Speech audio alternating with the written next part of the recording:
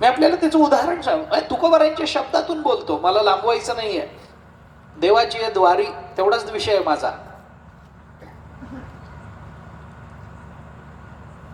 तुकोबारायांनी आपल्या इंद्रियांना एकदा आज्ञा केली, घेई घेई माझे वाचे गोड नाम विठोबाचे, तुम्ही डोळे घ्यारे सुख, पहा विठोबाचे मुख, तुम्ही ऐका रे कान माझ्या विठोबाचे गुण, मना तेथे धाव घेई राहे विठोबाचे पायी, तुका म्हणे जीवा नको सोडू या केशवा.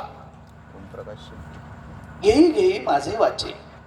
तुकोबाराय आपल्या वाचेला आज्ञा करतात, माझे वाचे विठोबाचं नाम घे घे, घेई घेई द्विरुक्ती आहे.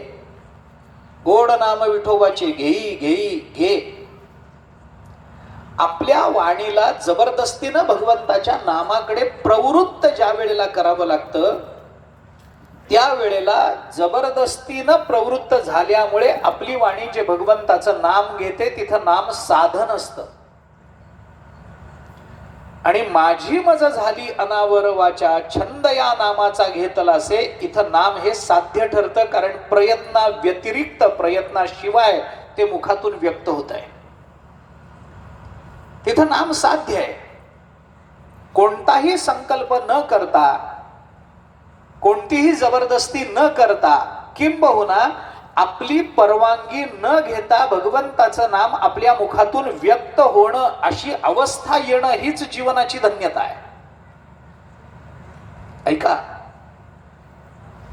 मी माझ्या वाणीला वारंवार विनंती करतोय, प्रार्थना करतोय, आज्ञा करतोय, जबरदस्ती करतोय, घे म्हण विठ्ठल विठ्ठल विठ्ठल विठ्ठल म्हण.